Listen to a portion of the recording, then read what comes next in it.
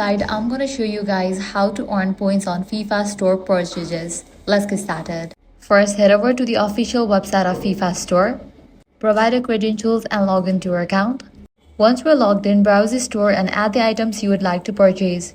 Proceed to checkout and complete your order while remaining signed in with the same FIFA ID.